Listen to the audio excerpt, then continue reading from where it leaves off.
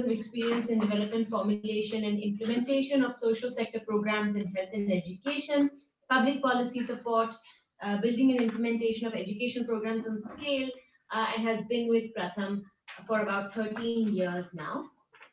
Formerly, Renu headed the programs, Pratham programs in the state of Gujarat, and she also works closely with the National Institute of Open Schooling collaboration from the Pratham side. The second speaker for today is Sunanda Mane. Sunanda Mane is an Ashoka Fellow and has over 25 years of experience in development and education sector with national, international, and multilateral development agencies in India and abroad. She is the co-founder of Lend a Hand India, and we'll be talking about some of their work today. Um, the next, last speaker for today is Greasy Andrew. Gracie Andrew is country director of Cornerstone India, which is a US-based organization. She has been overseeing developing and implementing resilience-based interventions amongst marginalized youth since 2009, including RCTs in Bihar and Gujarat. Previously, she worked with Sangat Society, where she was the executive director and led the adolescent education program. She is co-author of several publications, including the report on adolescent health needs study. So, without further ado, I'm going to ask Renu to come on stage.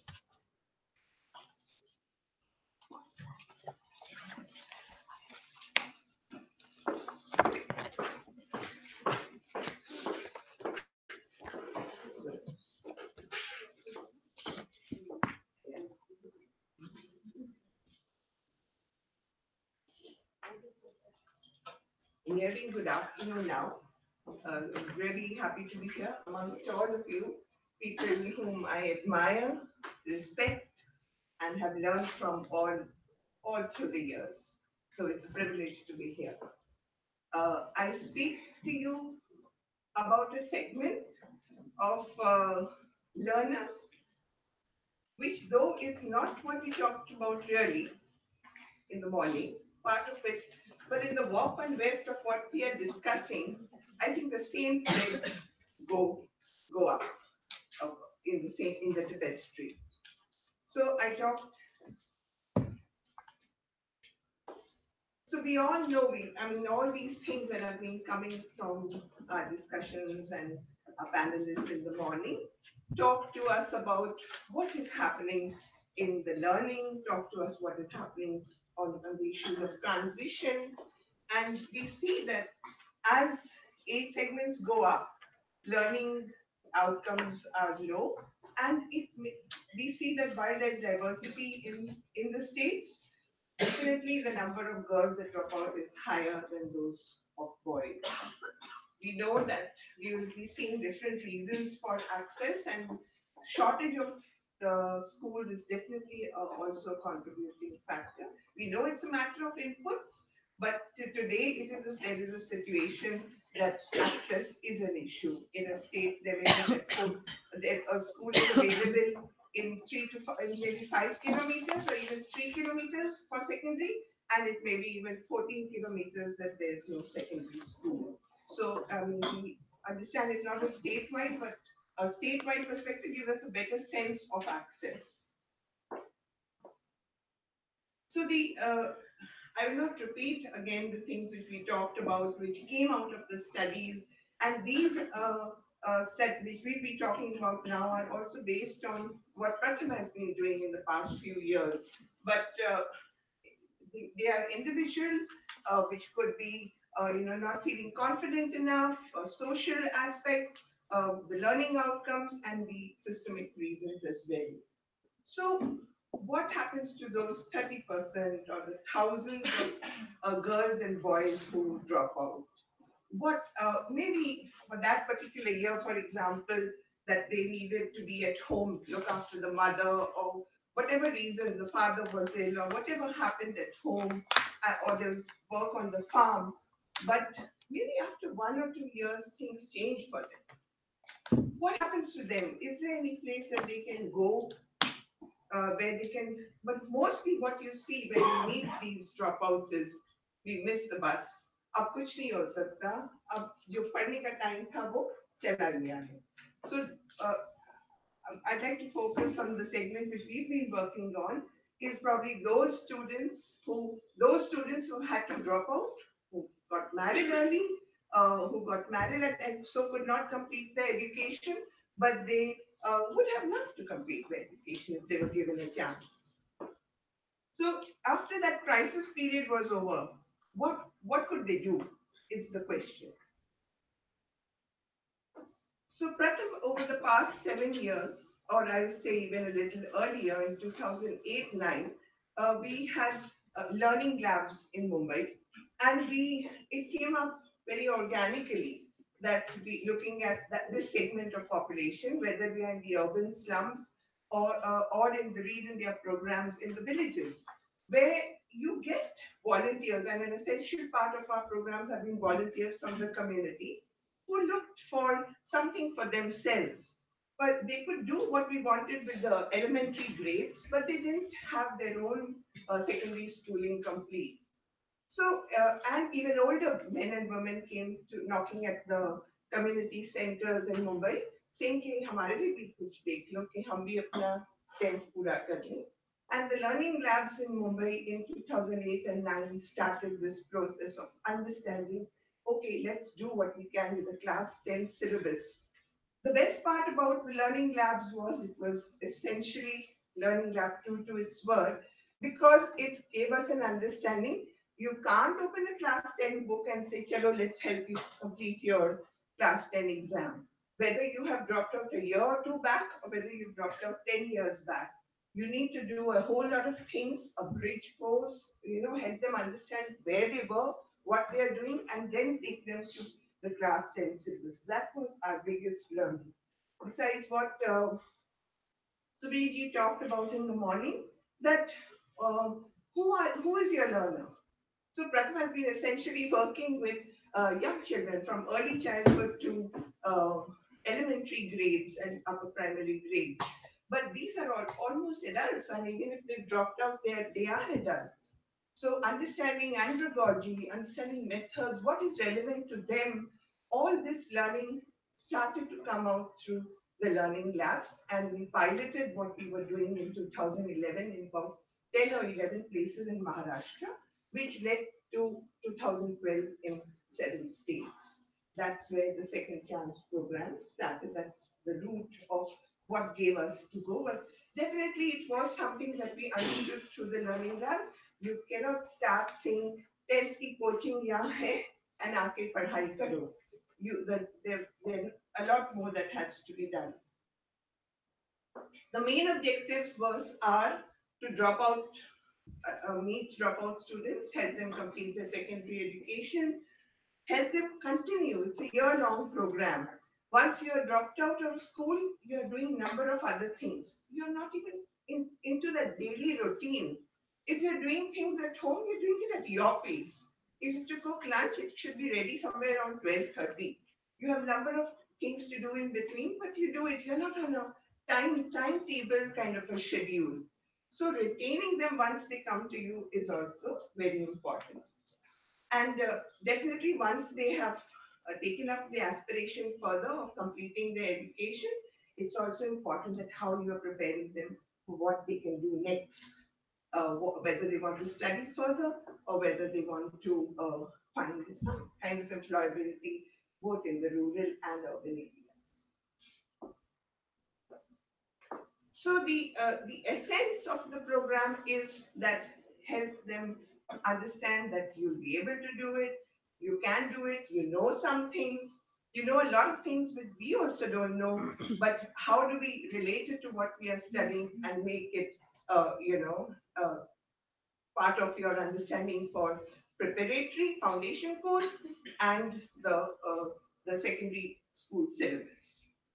And because these they're girls and women mainly, maybe 10% of them are boys, and they don't have time. So whatever you do is mainly designed to be done while they are with you in the classes.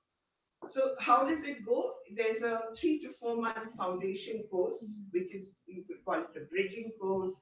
We've been talking of so many things. Start early, learning levels. And that's the fact that even over here, whether they are class 9 fail or they passed 7, 8 years back, you will not find a difference in the learning levels. You will think that, grades of 8 and 9, if they drop off, their levels would be better. Those students would pick up faster. On the contrary, the levels are the same. What made the difference, though, especially in the home science section that we have with science, is that older women had a better advantage because they were doing things at home. So they fared better because they could relate to their study. The main course syllabus after 4 months has some points. Has been addressed a little bit in the foundation course so that they can transit smoothly into the class 10 preparation. There's an important post-scholastic model on life skills, micro modules on health and safety, and one would like to do so much more, but they are with you for a period of a year, and you just have to, and it's a tight time. But you also don't want to miss that this period of giving them those important things which are sort of preparation for life. That is how this post scholastic, and we are happy to say that it is making a difference. There's We keep in touch with alumni. There are more than 17,000 alumni now, and there are small modules on which we engage with them, which are kind of preparatory for what they can do, whether it's getting to be a semi-qualified nurse or a qualified nurse or getting admission in a nursing college or even early childhood and nutrition, which helps them as aunts, even mothers, and even to get a job in the vicinity where they live. So it adds on to that. So, what has worked in these past 7 years? The foundation course, as we just talked about, is an important piece. It helps refresh them wherever the methods that are used in teaching them help understand and it sort of definitely builds a confidence that from the disbelief they had that will I be able to complete my 10th, I may have completed my or stopped schooling maybe 15 years back. But that confidence that they get is all part of the foundation course when they start from where they are and start learning. So you could even hear instances of I never knew math and in English, and I thought I'd never be able to do it or crack it forever. But now my favorite subject is English. I would like to speak a few sentences in English if you could do more on that. So that's the change that we see. The classroom processes that have worked, again, I'm sure these work for elementary, they do, we know it, but they work very well for the adults. Is the group work, teaching by the level is the requirement, which you can progress to, but even otherwise, the regular classroom process of group work, giving feedback, is very useful in teaching learning methods that we have. Community engagement is important because they're from the same milieu from where they had dropped out first. So, what do the parents need to know? What does the community needs to know? Maybe I, as a lady, want to complete my education, but my neighbors are going to say, okay, what's gone wrong with you? It's time for your children to be or your grandchildren to be studying. You don't need to go. You don't need it anymore. But how does she feel when she cracks her exam and goes back and says, well, I've done it, and allows more girls in the next year to be joining the program is what community engagement leads to. It's important for that. To talk once again a little bit more on the foundation course, it is, you can see very clearly that how they start with, and the subjects, science is also mentioned. This is year 17, 18, but it's not very different year on year. If I put all the years aggregated together, even then you will not see a bigger difference. But the post test after 3 or 4 months, depending on the state, definitely shows a sizable difference in their learning and mainly an encouragement. So another thing about retention is once this has happened, they've passed through the foundation course and they've got the home support, they've got the confidence of learning, they know how to do things, they feel confident enough to ask things in their class, is the retention part that is results into. So you will find dropouts in the foundation course period if you're not strong on your community engagement. But once after the engagement, it will be minimal. It will be very small percentage that drop out after the foundation course in the program. And an important part of the foundation courses, which we in Pratham believe is a commitment over here, that this foundation course with whatever we think is non-negotiable in our program should help them and should be so strong because it helps them in their life. If he becomes a computer operator in his panchayat, or she is an Anganwadi worker, her calculations, her business math, her basics are all going to help her and possibly give her an edge over the others in getting the job. So we don't want to compromise कि 10वीं तो कर ली है पर अभी तो लिखना पढ़ना और समझना भी नहीं आ रहा और थोड़ा addition और totaling भी करना नहीं आ रहा. So that is not acceptable. So we feel that has to be done.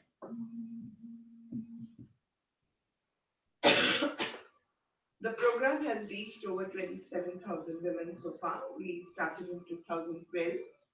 More than 17,000 have taken their grade exams over the years. In the first year, we were not successful. We were learning. Uh, every year, we are scared. Like we are scared, like, oh, 3,500 of our children are appearing for the exam. So when each result stage, board results come, it's absolutely like, now what's going to happen? And we completely relate to all the parents that are around. But so far in the past 5, 6 years, it is 80%, 82% that we see of our student learners who move on. They could be going back to school. An alumni tracking of 16, 17 showed about more than 2,000 girls and women that 51% of them are back to school. Now, who would be the 51%? Possibly those between 16 and 18. And there's a percentage in the 51, maybe 4 or 5% who are doing it from open schooling, and the others are working. There are many married women who are happy to teach their children better, who feel that we can go to the school and speak at the parent-teacher meeting because now I know what to say to them. Earlier, I felt incapacitated. So there are there are things that happen after they have completed their class 10. Digital literacy has just begun. It's a great thing to see them really excited first to have a tab in their hands in their classrooms, wherever in the villages, remote areas of Chhattisgarh or Odisha. It's interesting to see that they can teach someone in their family how to navigate through a tablet and show what can be done. And finally, when they've done through that, they get to the core of their study, that I have to look at this video. Tomorrow we're going to be talking about this. It must be something about science or math, but I need to be looking at it. So there's fun and everything, but it ends in her repetitively looking at that if needed to feel confident to talk about it the next day in her class. I talked about the alumni engagement, and as I said, there's so much aspiration even on our side to do more for the girls and women because we feel, I mean, this also they should be knowing. But we are just trying to, think of linkages, think of what can be done, think of what Pratham can do, think of what Pratham Institute, a vocational arm can do, and then finally, some parts of it evolve every year. What is the awareness we can give them? An important part is which is happening in schools also possibly, whether it's employment awareness or what after class 10 is an important module. It happens in the second chance program.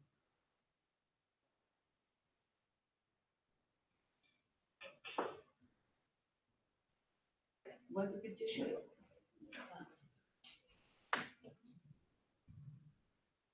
Yeah. So awareness doesn't come right once, just in 1 year. And of course you will talk, हाँ अच्छे से पढ़ाएंगे, नहीं आपको registration के पैसे देने होंगे, no money will be asked for you for any classes. All that is done, and that brings a sort of a beginning point of study. But whether girls will go to ninth standard, whether they'll be confident enough to study after they failed in standard 9 and still prepare for class 10, those are the questions that we need to be addressing, and they don't happen overnight. But the girls who have passed out of the program, who are very happy wearing the uniform and going back to school, and after the initial year, when they were looked at with some skepticism, I think ये open वाले हैं, इनको क्या आ रहा होगा? But when they are participating, competitively and probably doing sometimes better, answering questions, doing better in the exams, then the schools have started welcoming them. I mean, they don't say कि open वाले हैं. Even to address them as open वाले is a matter of reservation for us. But they navigate. And we even ask questions कि अब तुम political science कर रही हो या economics कर रही हो, तो अभी तुम्हें क्या दिक्कत आ रही है, मतलब तुम्हें समझ आ जाता है. But they are happy to share that the foundation course, I mean, I'm not saying it out of any other reason, but they say कि समझ आ जाता है. अगर हमें दिक्कत होता है तो पूछ लेते हैं. Someone quotes in somebody in Jaipur says कि माइंड मैप से मैं बहुत कुछ कर लेती हूँ, घर की भी चीजें कर लेती हूँ और मेरी पढ़ाई की चीजें भी. So they quote something, हम ग्रुप में बैठ के पढ़ते हैं अभी भी. So those things they carry with it and they're continuing. Today in 2018, we have number of graduates, mostly in Rajasthan, but in other states also. Rajasthan because they drop out after class 9, but they have the willingness to study. Schools are available there, all the things we talked about in the morning, and we have a good number of undergrads alumni who are undergrads from the second chance program. The case is just to think of dropouts. Let's not forget them.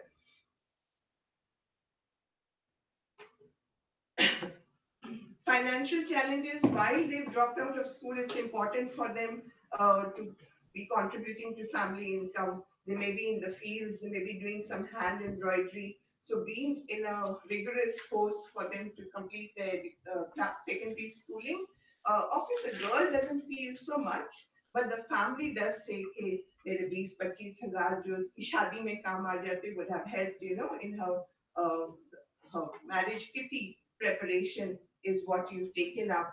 But I think when she starts working or when they see the daughter confidently going ahead, that sort of tapers down. But these questions do come, and many girls don't register because of that reason. But what I want to say about the challenges, a very important part about the open schooling. We are in 9 states, and 3 states we are in partnership with NIS, and 3 states we are in partnership with the state open school. In some places, the state open school is known well. Even open school is known well, but there is not, an awareness about its validation. So even the school, which is part of the same ministry, school and literacy, CBSC, NIOS, if you see the structure, we see there shouldn't arise such a question. But once a GR order and it goes down, there's no problem.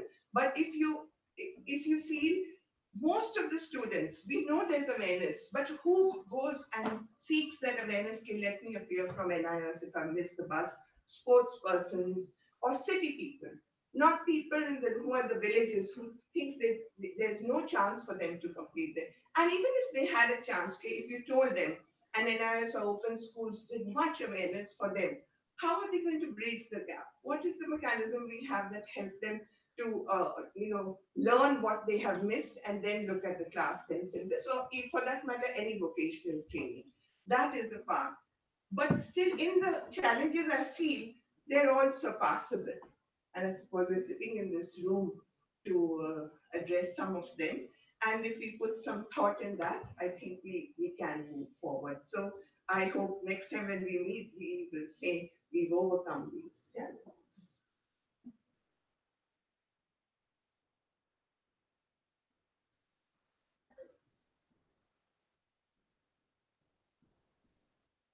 So this is the last part. This is a very interesting combination of a mother-in-law and her daughter-in-law in Isangan of Ajmer district in Rajasthan.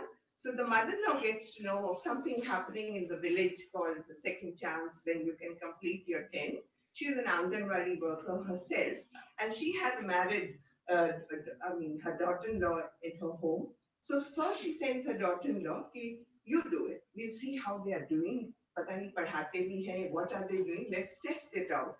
And when she sees that my daughter-in-law has completed and is even teaching little children around her neighborhood, the mother-in-law says, "I'm going to do it too." And she passes it out with better results than her daughter-in-law. And for language, she scored the highest in the block in Hindi. She scored highest. So this creates ripples in the community. It creates a multiplier effect. But they are the agents of change. I mean, whatever we are doing, you're enablers probably. You're maybe to some extent providers. But these are the people who will bring the change. There are similar instances from different states where mother-daughter, mother-son, and they would share jokes. And if you see them in the class, everybody's sitting on the floor. You won't know whether they're mother or son. They'll be teasing each other in class, and the age factor just melts. Probably going back, the older woman becomes a security to address all the issues of access and security that we talked about, but otherwise she'll be taking help from her daughter. So it's a very healthy reverse mentoring that also goes on.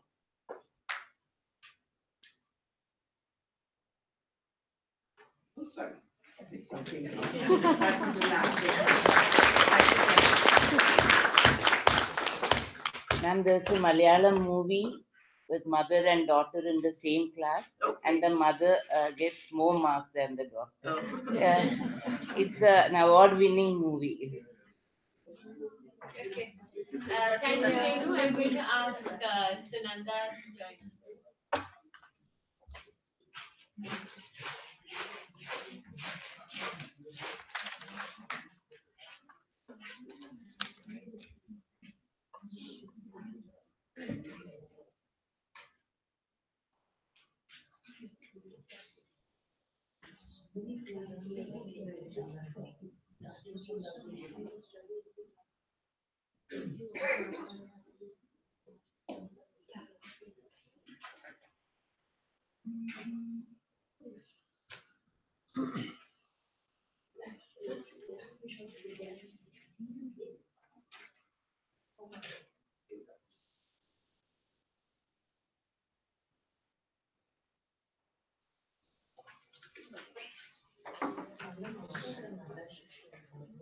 So, a very good afternoon to everyone, and thank you, Renu and platform for making me a part of this gathering and giving Renu and me an opportunity to present its work.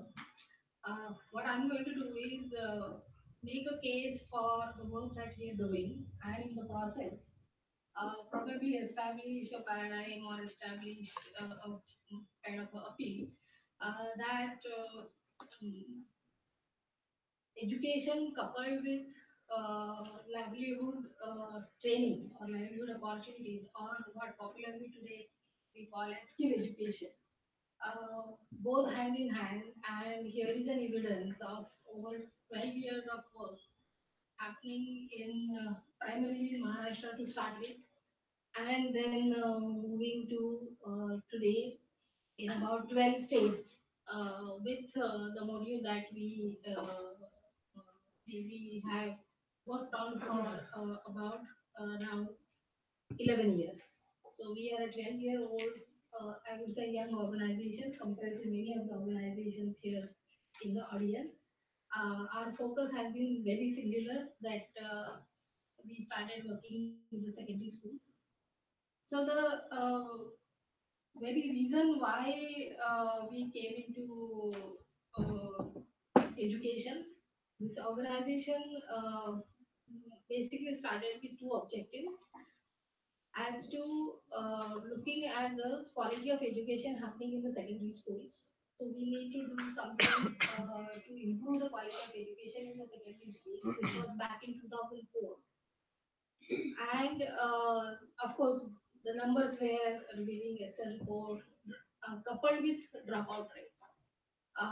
So that was one of the reasons why we focused on secondary education. And again, secondary education being one of the turning points in the life of a child as well as for a family. We thought lot is happening in India on primary education. There are many NGOs, many funds, Sarva Shiksha Abhiyan. So our focus in 2004, we decided to be on secondary education. So two aspects. One is the quality of curriculum, quality curriculum delivery rather, and then of course the second aspect was the youth unemployment. This triggered because looking at India from distance, when both of us, the founders of this organization, were out of India for several years, and then looking at going back to India and doing something in India, and we were looking for what should be the focus of our work, and that's how we chose this. One, to improve the quality of education, and secondly, address the challenge of youth unemployment. Uh, this is something I think this audience doesn't. Oh my God, it's no. It's,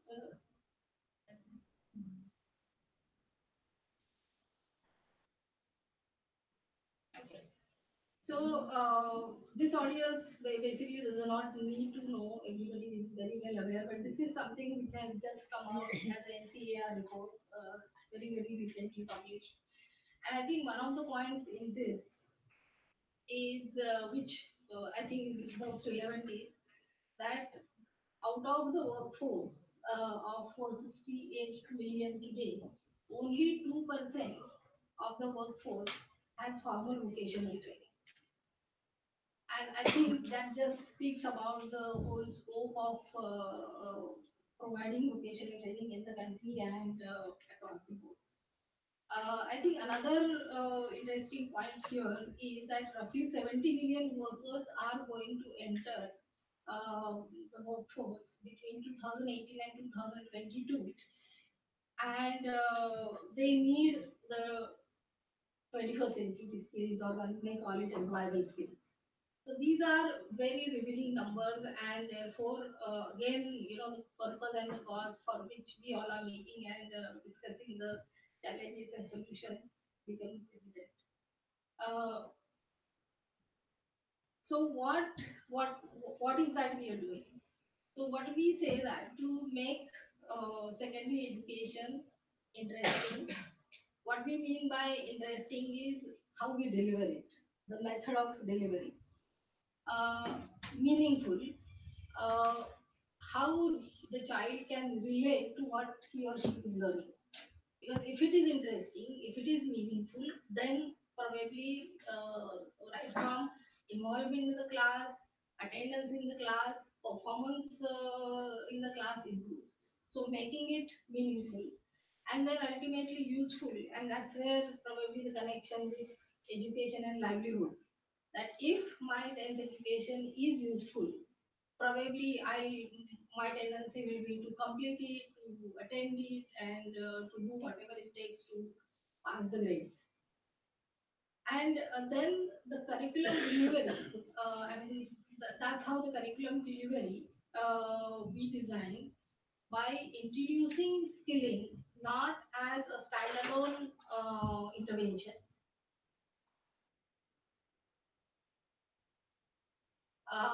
but a combination of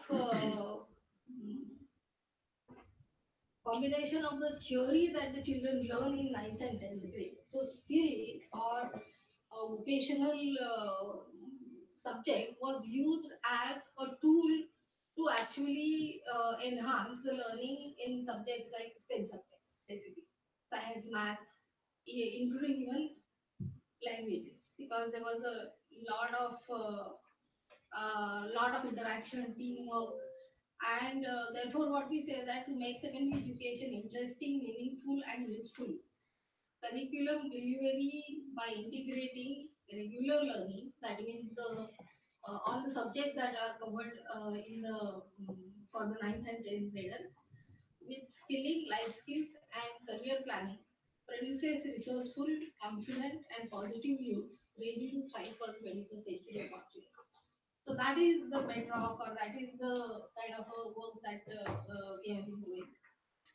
Uh, so how do we do it? And I have a very small, about a 4 minute review here, which will tell exactly how this program happens in the school. What happens in the school when we say that integrating skilling into the regular learning. So how it happens and what it is. So it's like a 4 minute video.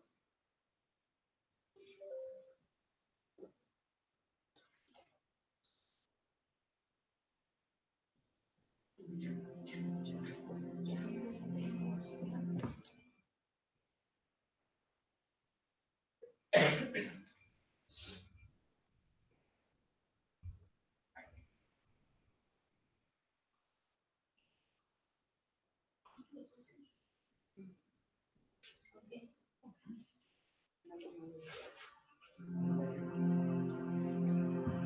So this is the video which was made in 2010. So you see a little bit of nomenclatures and of the topics, little different, but I'll come to that later.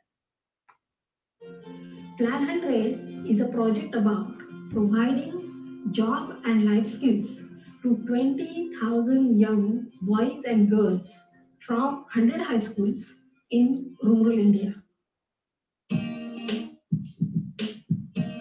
Let's go to a school where IBT is implemented. This is the day in every week which the students enjoy the most. Nobody falls sick on this day. On this IBT day, the students come out of their classrooms and do things which are useful for the school and community. Making parallel and series electrical circuits is just a beginning for them. They do the electrification of their classroom and their homes as well. This motor got burnt last night on a farm nearby. Students are rewinding it under the watchful eye of their instructor. These students have taken a work order from a villager for making a stack. They do everything: costing, designing, fabrication. No matter what it takes, it has to be sturdy and completed in time. These girls are constructing a shed for their nursery. Soon they will grow plants here and sell them to the villagers. This group is constructing steps for the dais. Making a low-cost ferro-cement water tank is a test of their patience, skill, and teamwork. A computer lesson begins with actually opening the machine. Demystification of technology is an important element of the IBT program. This pedal power bicycle to generate electricity is a recent innovation of Vigyan Ashram. Making such innovative products is now a part of the IBT curriculum. The IBT program is not about acquiring the skills alone. The vocational skills are just the means. What the students develop here is the scientific temper and the capability to act. शेतातली motor खराब झाली होती आणि ती उलटी फिरत होती.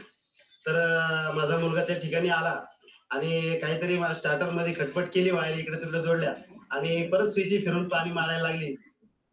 5वी-7वी गणित आणि इंग्रजीमध्ये नापास. I was a below average student in school. It all changed after I joined IBT. The IBT course actually triggered my thinking abilities. I started to act. I started making small household things without waiting for proper tools. I made this couch when I was in the 10th grade. Recently, I built my own house without taking any professional help.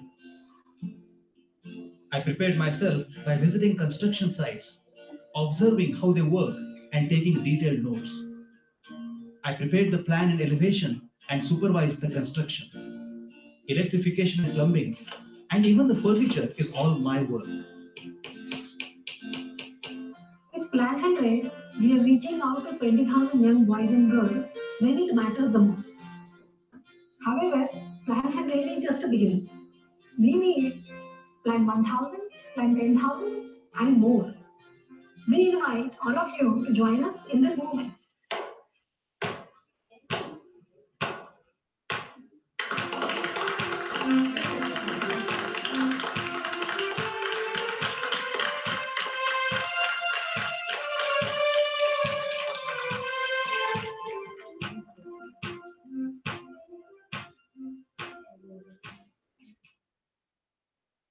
this is the program we launched in the year 2004-5. Uh,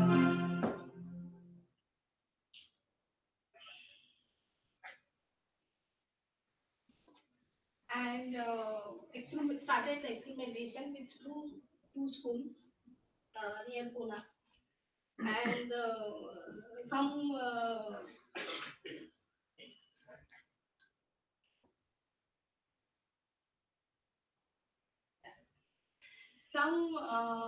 names now are not relevant. One is like Plan 100. What is Plan 100? So the whole idea was to establish this.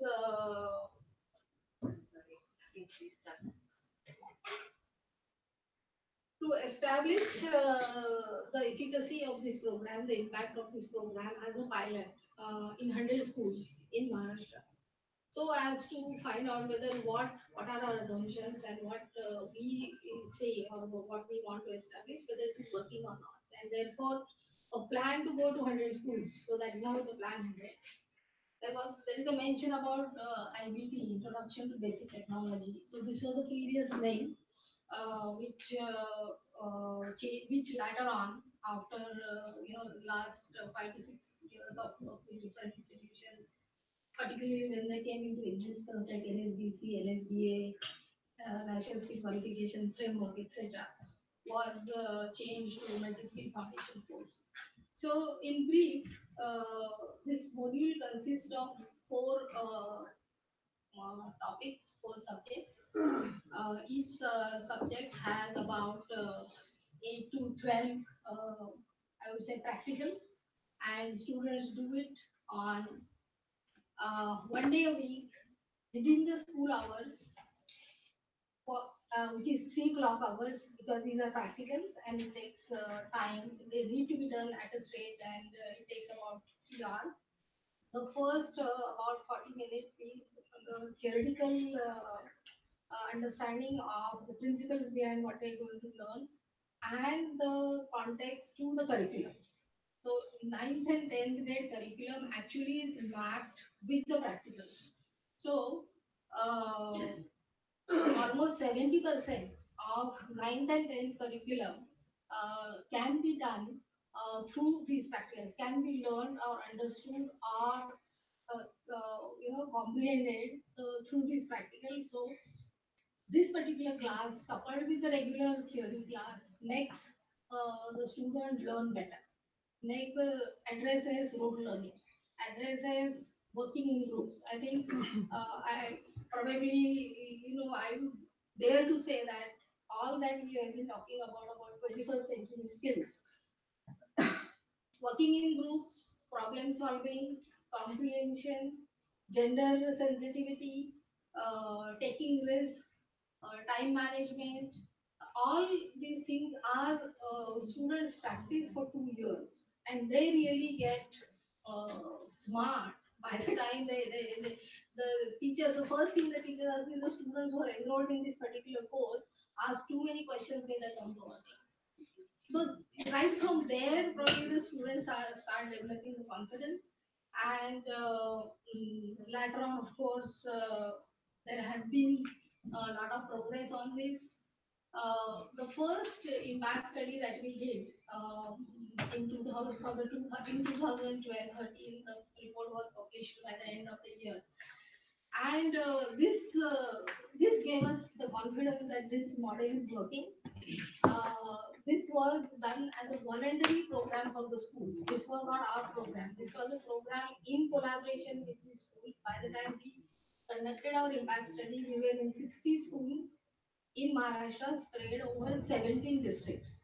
So whichever school actually came forward to incorporate all those conditions that we basically wanted them to take the ownership. So we had put certain conditions that your management approval has to be there, your teacher approval has to be there. You have to put this particular module or deliver this particular module within the timetable so that the girls don't get neglected, because preschool and post school, most of the time the girls don't are unable to attend, or the time sensitivity and all those factors.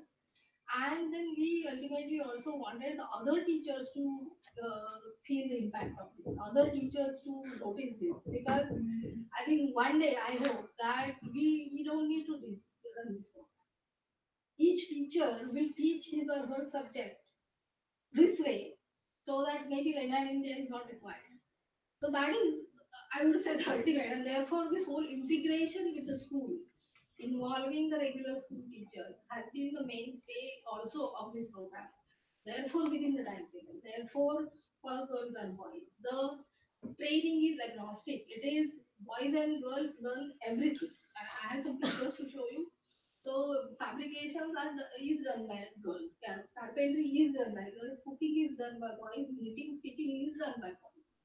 And I think another aspect of this is this is reaching home, because when the child is going home and saying that I did this today, I did the seed treatment today, particularly in the agricultural context, they are in an indirect way when we talk about taking technology to villages or taking technology to homes.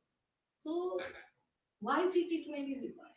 What do you use for doing the seed treatment? Why organic pesticides are more should be used and not the chemical pesticides? So indirectly this knowledge, and on one hand maybe the knowledge, but the more important is the involvement of the parent, because today the parents are understanding what the child is doing in the school. When the child goes home and says that I did this particular lesson in why in Antarctica the houses are like this, or why probably in physics I did this particular practical where I learned XYZ, or in maths I did this.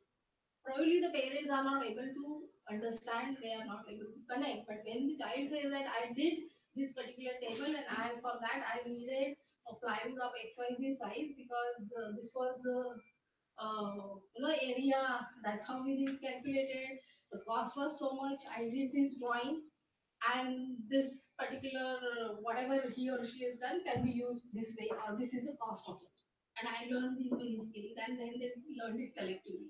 So besides learning, again, the point of skill plus.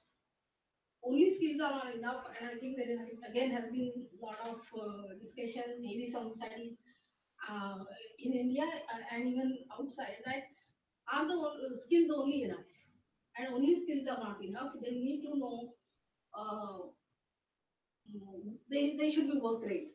And what do you mean by work ready? And being work ready means being punctual, know about time management, know how to work in groups, know how to ask questions, know how to answer questions, and many, many, many more things. Be gender sensitive and things like that. So this was the study which first study that we did. This was supported by the Raji Tata Foundation, and these are the findings. Like, this was the alumni study, and we found that the possibility of these students who have completed this program is 3 times more than the control group, than the children who had not undergone this program. There are also chances that after 3 years of their work, many students are getting self-employed, particularly in the rural areas. That also was close to three times. And I think most importantly, from the skilling context, three times of the national average. National average today is close to something like 3%. Children going to technical education, going to skill education after 10th. The percentage here was almost like anything between 17% to 30%. So particularly the girls also, the girls and boys, having exposed to the multiple opportunity, multiple possibility, what I am good at, what I like doing, what I see as an opportunity in my area or around me, they are making a decision of what they want to do post it. And I think this is another beauty of this program, that instead of saying that these are the two options available to you, beauty and wellness and ICT, and you choose one in ninth grade when the child is 14 or 15 years old, we are making a decision for him or her as to what they should be learning in future and what their career should be and who is responsible for the success, failure, training, retraining, growth opportunities, etc., etc.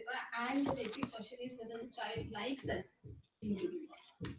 So this, I mean, what we are trying to convey is that 9th and 10th, if we expose the children to the multiple possibilities, if we expose the children to what lies ahead and give them the first hand experience, they are better able to decide what I want to do post. And that is another, I would say, important probably contribution of this program. So, fast forward, uh, after this particular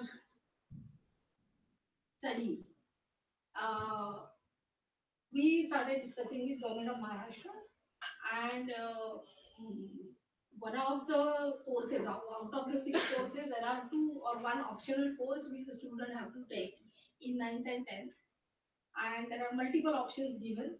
So this particular subject was added as an option that the children can take, or the schools can opt and they can offer to the children. So that was the beginning, and then later on, by 2017, this subject is now a core subject approved by the SSC board for the children as a sixth subject. It's a 100 mark subject now in the state of Maharashtra. That was the beginning. 2017, that process got completed. We continue to work by direct implementation. That that we call it as our R&D, our lab, where we continue to work in 90 schools spread over almost now more than 23 districts in Maharashtra. And a lot of learnings are then passed on to the national level program that we are now implementing. So, and we keep on tracking our 2008 batch, 2011 batch, and 2013 batch. So these are the three batches we are tracking as to what the students are doing. Uh, every year we try to call them. It's costly, expensive, and quite an arduous task because getting hold of the students and the parents and all those things are challenging. But we continue to do the tracking. At the national level,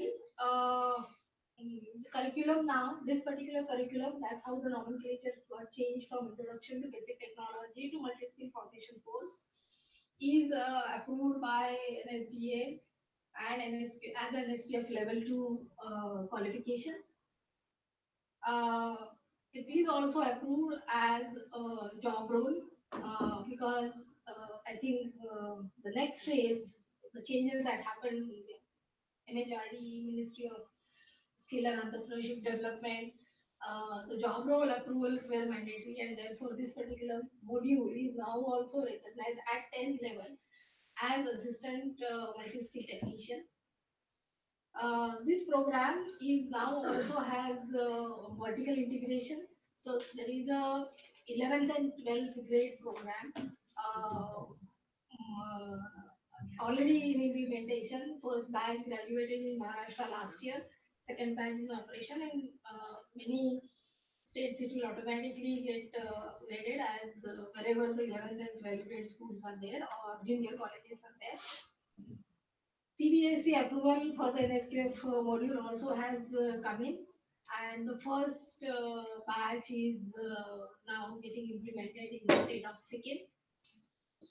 11 states through RMSA are implementing the multi-skill foundation course. And as what I would say, another role or aspect of Lenan India's work is that we are supporting state governments through project management units to implement skilling into the schools, because skilling in schools is relatively new phenomenon in our country, and therefore states need a lot of help, state officials need a lot of help. There was a question about how do we change the states and how do we kind of build their capacity. and it's again a wrong word, not a politically right word, how we build their capacity or how we change them. But probably the one experiment that we are doing, and I would like to mention is that we are embedding few of our people with the Rashtriya Madhyamik Shiksha Abhiyan units, right at the state level, that means at the capitals, the Mantralaya and all that, and also at the district level. So that they work close with the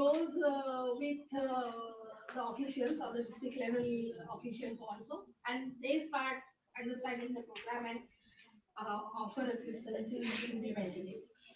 So I have just few pictures quickly. I would like to, because this just gives you what is happening and what the children are learning. So would like to run them very quickly. I think we are running late on time. So I think the pictures speak for themselves. I don't have to speak.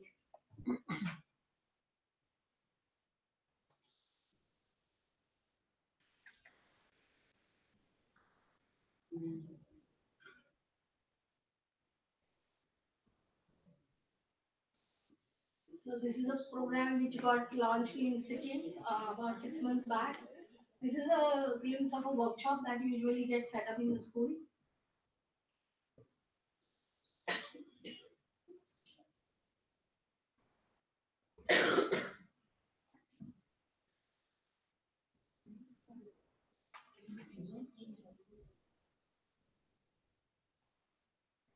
Thank you.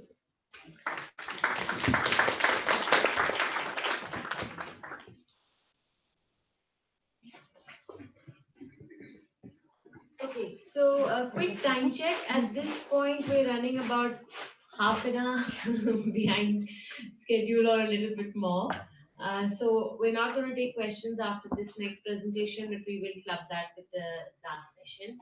So I'm going to ask Gracie to please join us.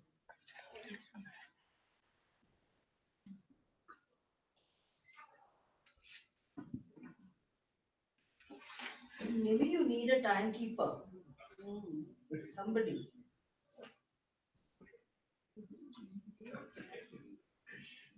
Yeah.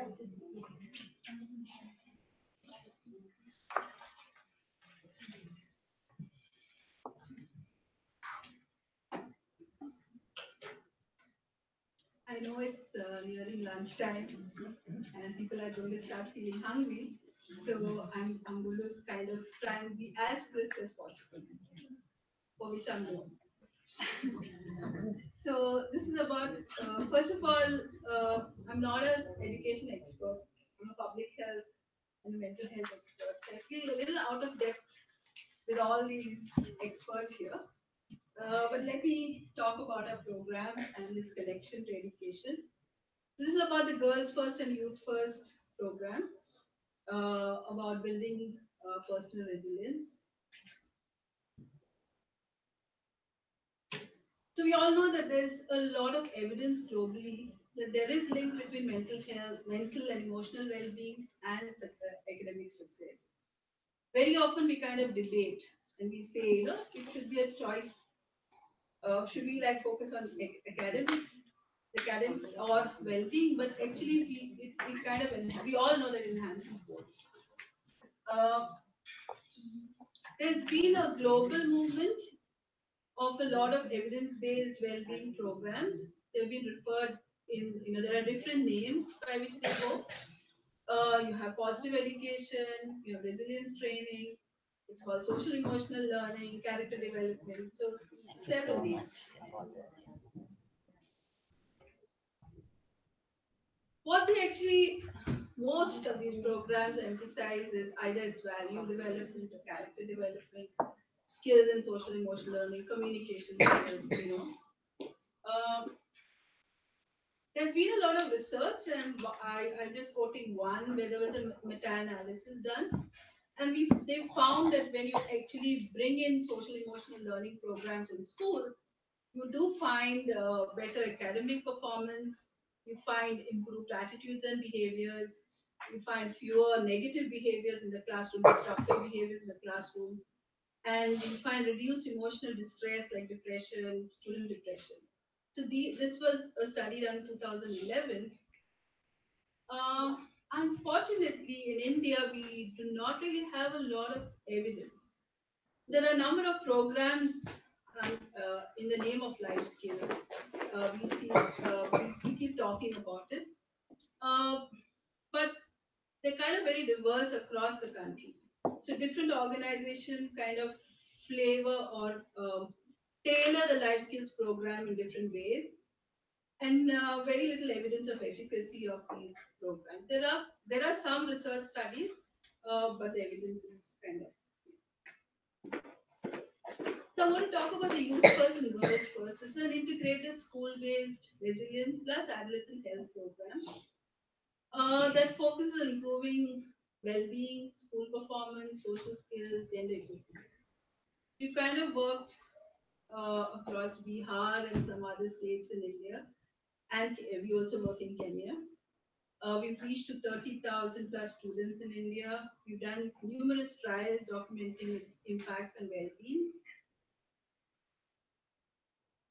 We'll take a pause and kind of talk about resilience because when I started this work and came to Delhi in 2011 and I spoke about resilience, very few people knew, asked me what is this all about. Today I hear the word everywhere, whether it's disasters, whether it's resilient cities, it's kind of become quite a common term. So I'm going to talk about resilience and what the impact through a small case study. So first of all, resilience, the way we kind of talk about it is the ability to bounce back from difficulties uh, and thrive. For many years, we thought that resilience was innate, but we know now through the 50 years of research, we know that this is something that can be taught. And it's a cross-cutting skill or a set of skills that helps you across different areas.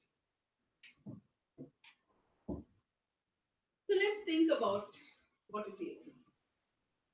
So this is Kushbu, who actually is a 13-year-old. He lives in Samastipur, it's a district in Bihar.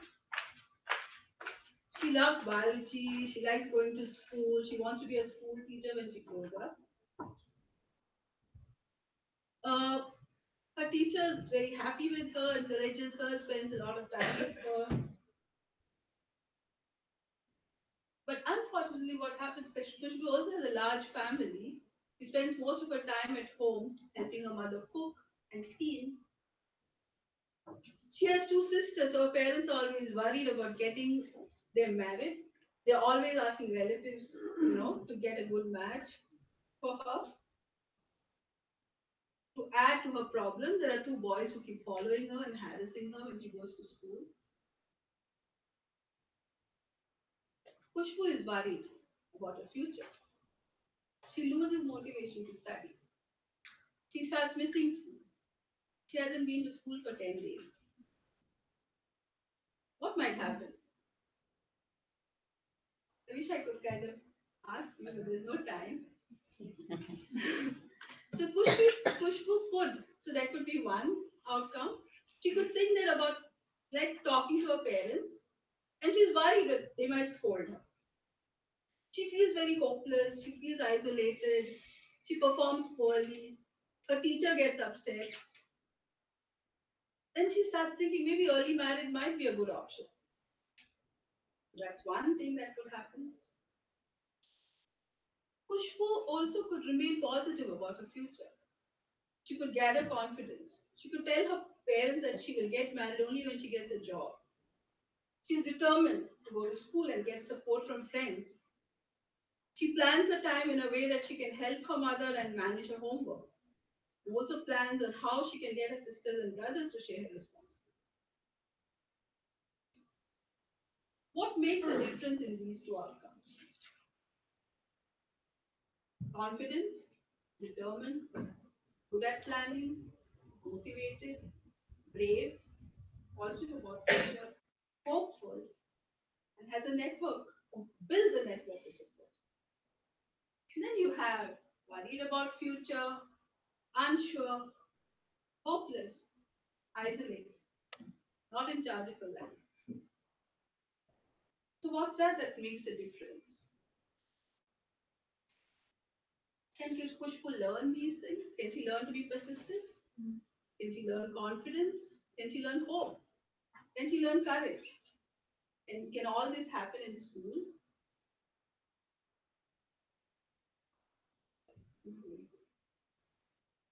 So that's what she can learn, that is to bounce back from difficulties and thrive. Can she do that in school? And this is what I say is resilience in our context. And resilience involves building a number of assets that can be easily taught. It can be communication skills, self-awareness, a strong set of core values, goal setting and planning, character strengths, social emotional competence, problem solving, and conflict resolution. So this is actually part of what we do. This is the Youth First curriculum, which is a combination of emotional resilience, where we teach a lot of things on character strengths, self-esteem, goal setting, being aware of your emotions, social resilience, how do you listen, how to be assertive, self-educate, and then you have the physical, what we call physical resilience, the health, knowledge, and attitude. We also kind of have a pathway by which we go. So you have the internal assets. We start with the internal assets, where we teach them about emotions. I hope many of you all who are in the education sector, that children do not even have a vocabulary for emotions, let alone being aware and learning to regulate. So a lot of the first sessions are on that, followed by a lot of interpersonal. Children actually being taught to listen. Listening is a skill that very rarely we teach our kids, in school. So these are what are covered, and then we have restorative practices where they do group problem solving and restorative justice where they resolve conflicts. So in 2013-14, we did a randomized control trial with 3,400 adolescents in Bihar, mostly girls. Women were trained as facilitators, and the profile was 12 to 16-year-olds. Uh, we do it in small groups because it uses a peer support model. Just 17 to 20 kids in a group. They meet once or twice a week, and it's a 6 to 8 month program. Two facilitators or teachers conduct it. These were the findings. I've just taken a few related to education, very few. Interesting was like we saw a huge difference in self-efficacy, health knowledge, clean water behaviors, and a very prominent finding was on gender equity, where we don't even teach them about gender equality in the resilience program, but we saw a huge difference. School engagement. So we use some measures to look at school engagement, and if you look at the 4 rounds in this trial, we had 4 rounds. One got only resilience, one got resilience and health, one got only health, and the fourth was a controller. And you can see the huge difference between the 4 rounds. I'm sorry, I'm going fast because of the time, but you can always ask me questions. School performance. Not much could be because we did not really have grades and exam results available in Bihar in those days. But we kind of used just a question and we found differences. We've been working for several years, and these are like more latest where we work in KGTV schools in 5 districts. And again, we see these positive trends. Through the trainings and support, we found that it has benefits for the school as well as for the teachers. So you find the students' attendance improves, better grades, better participation. Teachers say that children now participate more, when they're teaching. Behaviors, there's an improvement in behavior. While in teachers, it is time and again when we interview teachers, they talk about better relationships with their students, better skills. Because we teach a lot of facilitative skills when they do the programs, they kind of carry these into their teaching environments. A lot of teachers talk about life improvement for themselves, easier discipline, and recognition. some voices. A teacher who said that when I got selected, I was quite unhappy as I'd already been part of 15 trainings on different concepts and topics. So the day I joined the training program, I found it very important and unique for the development of myself as well as my students. We focus a lot on the teachers' resilience during our trainings and the issues that they face, and that makes a big difference. I'm not going to kind of go through both, but a student voice saying that talking about the session, every day gets a chance, everybody gets a chance, and no one is judged. Nobody is intelligent or dumb. Everyone is equal and is treated that way. Even a weak student who does not speak in regular class is getting a chance to engage in these sessions. That's it. Some pictures, how we do the teacher trainings. We all our sessions start with an opening circle. This is in a school in Dehradun. They're standing on a roof. A group session. I think this is a KGPV. Listening skills, working on goals. And lastly, I would just like to say that a little bit about our growth process. We started as an innovation in 2009. We did our pilots in Surat and actually also Delhi. In 2013-14, we did our trial. 2015 to we've been actually working with the government of Bihar, looking at implementation science and what are the processes we have to follow to scale up. Right now, we are just on the actually working closely with the government of Bihar, especially in Bihar when there were these you must have read about the news of girls being beaten up and so a lot of things happening. So the government is really feels that resilience is a kind of a program that they require. So we're working very closely. We're also struggling to see when you scale up how much gets diluted, how do we keep the balance. So internally, Costal is also struggling with that fact. We're happy to scale up, but we're very worried on what it's going to kind of finally become. Thank you. I've tried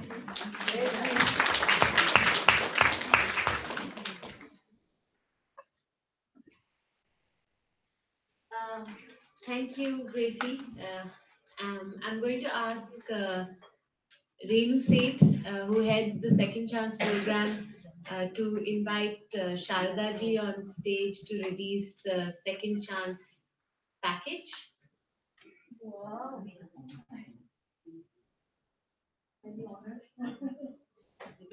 Renu will also tell you a bit about the package, and there will be copies if you'd like to take them home outside when we break for lunch.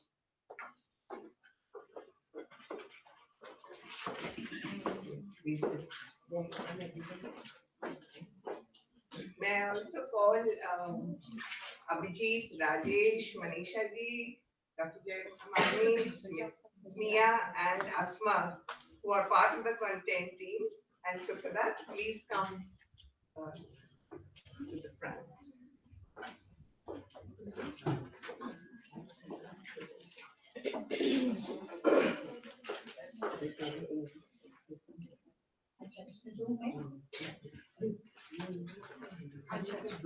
Okay.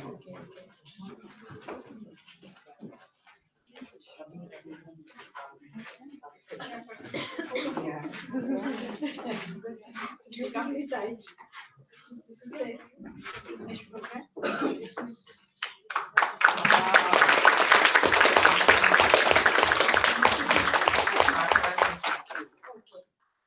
part one. You have to say what it's saying. This is the Hindi. Yeah.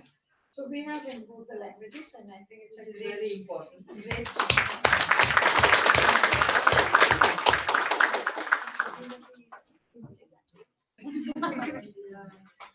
Thank you for this honor, and I consider it a great privilege to be associated with this kind of work. Thank you.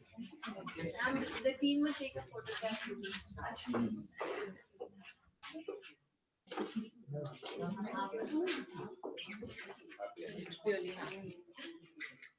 Really So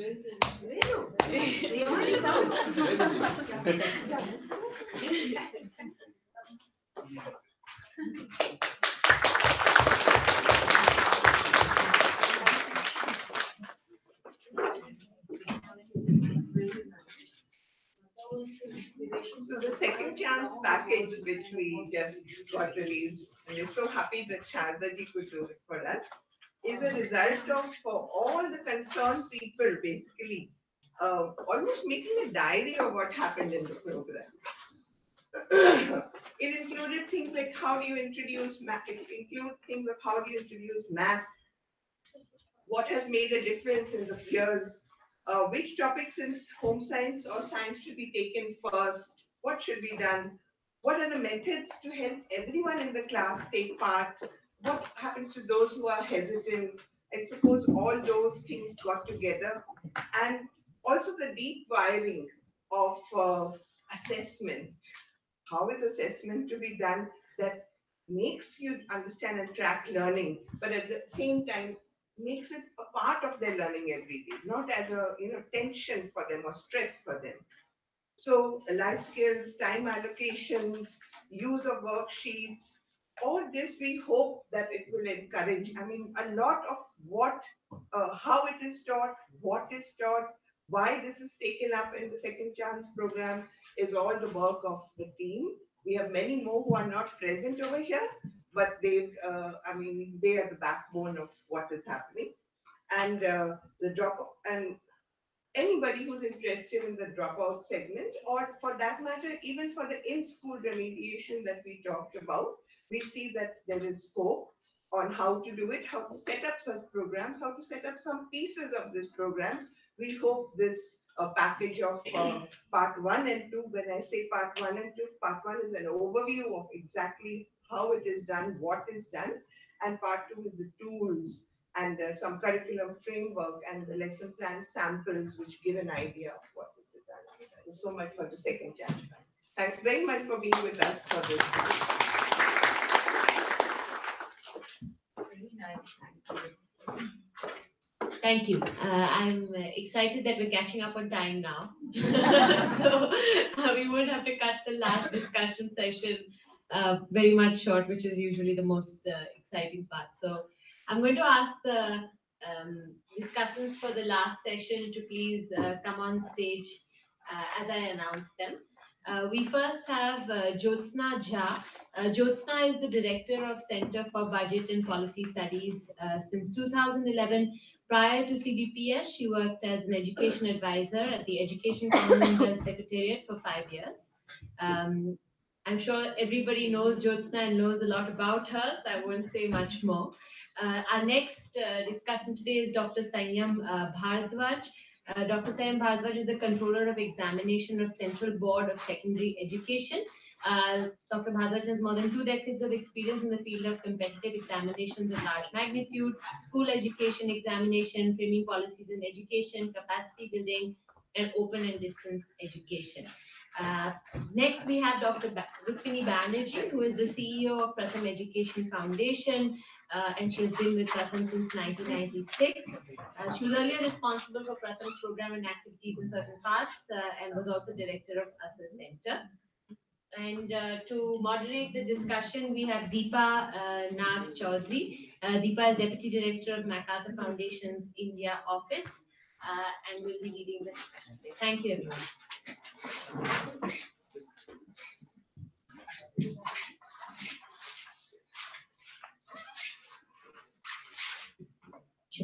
Thank you, Devyani. I'm mindful that we didn't get a chance to have a Q&A in the last session, so hopefully after we have some longer conversations, we can open it up to questions from the audience. Thank you, Rukmini, Sanam, and Jyotsna. I'll start with you, sir. You've heard, some presentations on what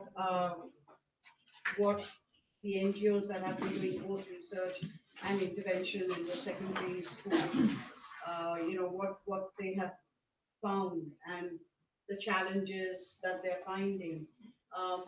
from your position in CBSE, where do you think the It's on. Oh, okay. Where do you think, what is the government planning to do in this space? Because I'm sure it's obvious that there is a increasing pressure on the existing secondary school system. And so what is it that you are planning to do?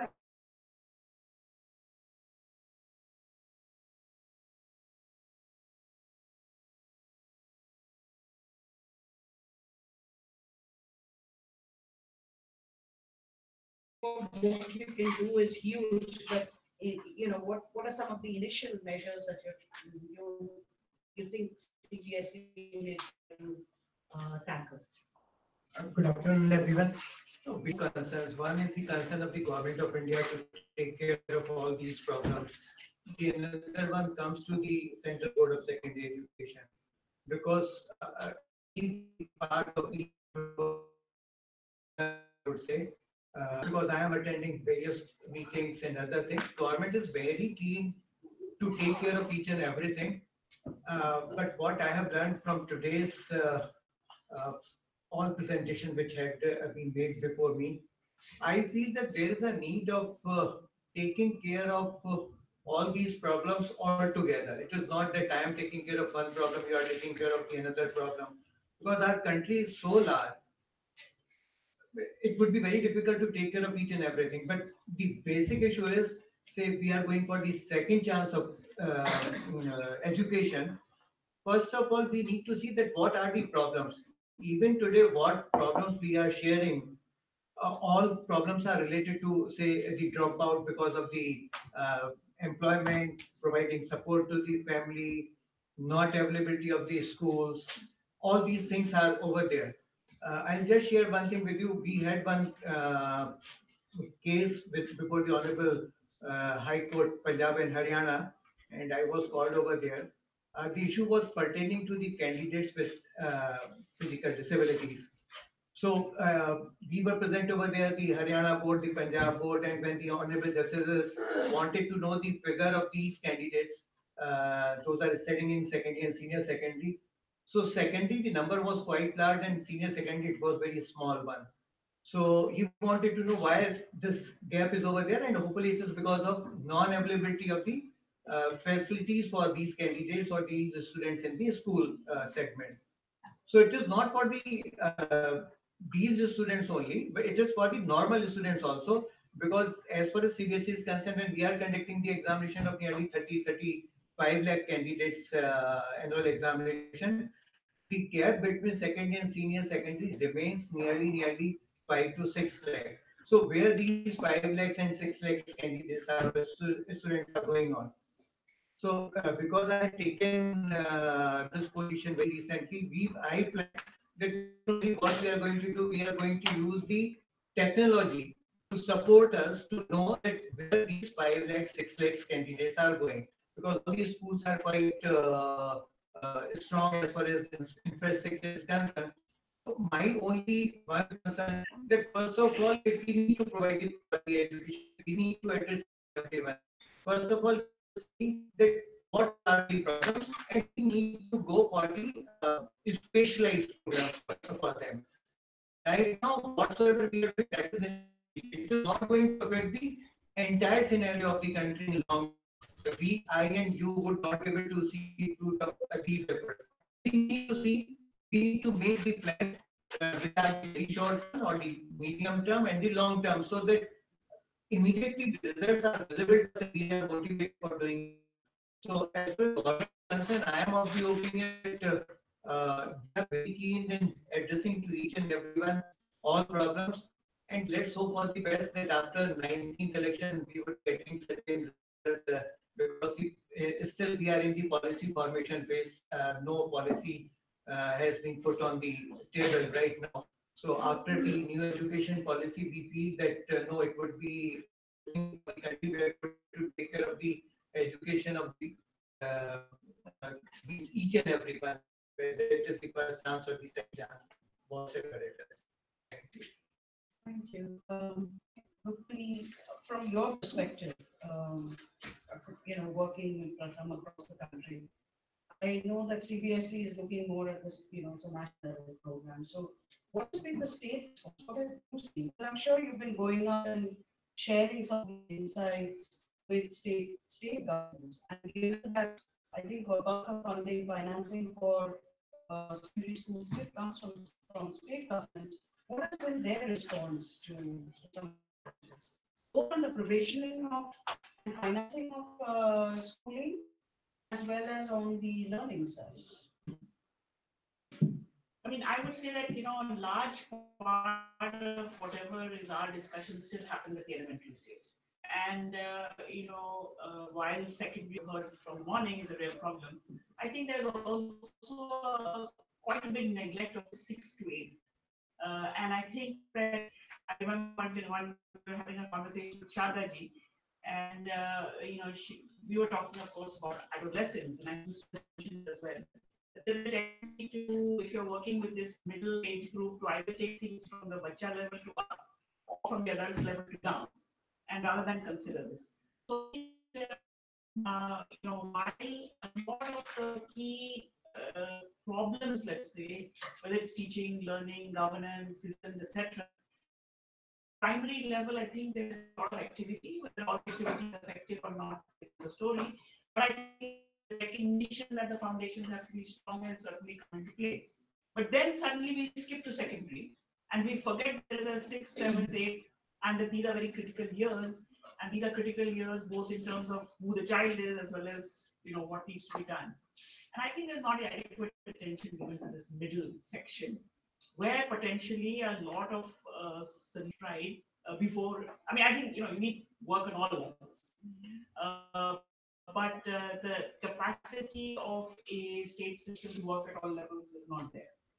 On the other hand, I think the one theme that we've heard in each of the sessions is how elementary. And I think the existence of boards is also a big feature of what demarcates what people are aiming for. Now, if you watch what has been happening in Delhi, I mean, Delhi has taken actually the 6th, 7th, 8th, has kind of taken it on. Now, there may be many ways in which you take these strategies. And as you're saying, there needs to be something done immediately. There needs to be something done in the long run. But my feeling is that we are at the early stages of struggling with this. And as Wilima talked about right in the beginning, that everybody knows enrollment is very high. That's one number that everyone knows. And then when the board exam results are out, everybody knows exactly what that board results are. But the fact that in 10 years, you've gone from 50% of kids reaching 8 to 90+% of kids reaching 8, and what it does to the system below it, I think is not as well understood. So my feeling is that on the government side, I think this how to cope with, I mean, we were talking about secondary schools which don't have teachers. Bihar went through the school period where there were 4 types of schools. There was a primary school, there was a middle school, and then there was the Utkramit, which in Bihar is a bad word because it means that you're not going to have enough resources, but you have to be a school. And I think that dealing with middle schools, which became middle schools kind of overnight, I think a lot of states are struggling with universalizing to aid, and at that time now push up to secondary. And I think that the logistics of the situation are sometimes I